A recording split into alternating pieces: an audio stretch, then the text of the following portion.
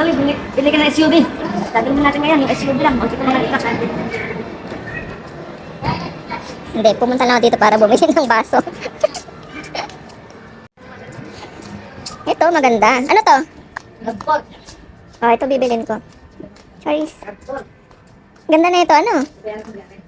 Ay, pero na ako. Salamat, uncle. Ganda? Parang ganito yung kotse ni, ano, Reg. Ay, ambitious. Ay, siya. Okay na yan? Sige na. Punta na tayo dito. Kausapin na natin si Kuya. Kuya, bili nga kami ng kotse. Pabili pong kotse, Kuya. Guys, hindi naman ako mamili ng sasakyan. Hirap na ako. Hirap ka nang pumili. Ayan, oh. Oh, yan. Ha? Hindi, ako lang madam. Tumitingin lang kami.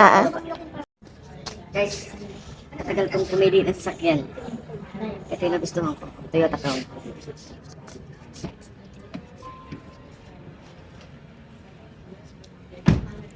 You like that? Gusto mo yan? Gusto mo yan? Sobra. Sobra? Siya, magbanat ka na ng buto. Nasaan ba yung adjustment to? Oo na. Guys, sila nga hiling ko ngayong Pasko. Toyota Crown. Toyota, baka naman.